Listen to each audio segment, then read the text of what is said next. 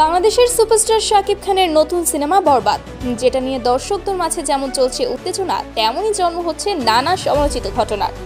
শাকিবের বিপরীতে এই সিনেমায় নায়িকা হিসেবে আছেন কলকাতার জনপ্রিয় তারকা ইথিকা পাল, যিনি এর আগে প্রিয়তমা সিনেমায় অভিনয় করে দুই বাংলার দর্শকদের মন জয় করেছিলেন। তবে এবার ইথিকাকে ঘিরে তৈরি হয়েছে এক নতুন বিতর্ক, যার কেন্দ্রবিন্দুতে আছেন কলকাতার আরেক সুপারস্টার দেব। শোনা যাচ্ছে হায়দ্রাবাদে বরবাদ সিনেমার শুটিংয়ের সময় নায়িকা ইথিকা শিডিউল মিস করেছেন, আর এর পেছনে নাকি দেবের প্রভাব কাজ করেছে। দেবের সঙ্গে তার নতুন সিনেমার খাদানের প্রমোশনে ইথিকা এতটাই ব্যস্ত যে সে বরবাদের শুটিংয়ের সময় মতো যোগ দিতে পারেনি। কিন্তু সমস্যা এখানেই শেষ নয়।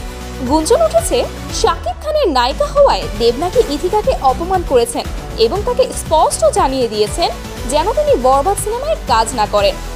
কলকাতা ও বাংলাদেশের সিনেমা ইন্ডাস্ট্রিতে দুই মেগাস্টার শাকিব ও দেবের নাম আলাদাভাবে উচ্চারিত হলেও এই ঘটনা তাদের মধ্যকার প্রতিযোগিতাকে তুলে ধরেছে। অনেকেই বলছেন দেবের এমন আচরণের কারণ তার পেশাগত হিংসা।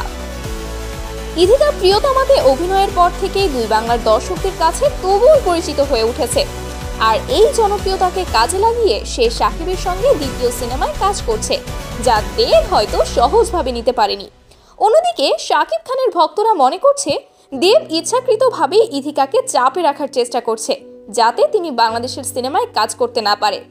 দেবের এই আচরণ তার ইন্ডাস্ট্রির স্বার্থ রক্ষার একটি অংশ হতে পারে, তবে এই ইগোর লড়াইয়ে ক্ষতির মুখে পড়ছে ইথিকার ক্যারিয়ার এবং বরবাদ সিনেমার ভবিষ্যৎ। বরবাদ সিনেমার শুটিং আপাতত থমকে আছে। হায়দ্রাবাদের সিনেমাটির কিছু গুরুত্বপূর্ণ দৃশ্য ধারণের পরিকল্পনা থাকলেও ইথিকার শিডিউল মিসের কারণে তা সম্ভব হয়নি। সিনেমার প্রোডাকশন টিম কোনো মন্তব্য না করলেও শোনা যাচ্ছে শাকিব খান নিজেই এই পরিস্থিতি মেটানোর চেষ্টা করছেন। তো দর্শক, আপনার কি মনে হয়, দেবের এই আচরণ কি যুক্তিযুক্ত, নাকি শাকিব ও দেবের মধ্যকার প্রতিযোগিতার শিকার হয়েছে ইথিকা? আপনার মতামত জানাতে ভুলবেন না। এই ঘটনা দুই ইন্ডাস্ট্রির সম্পর্ককেও প্রশ্নের মুখে দাঁড় করিয়েছে। দেব শাকিবের মধ্যকার এই অঘোষিত প্রতিযোগিতা ইথিকার মতো প্রতিভাবান অভিনেত্রীর জন্য কিভাবে প্রভাব ফেলবে তা সময় বলে দেবে।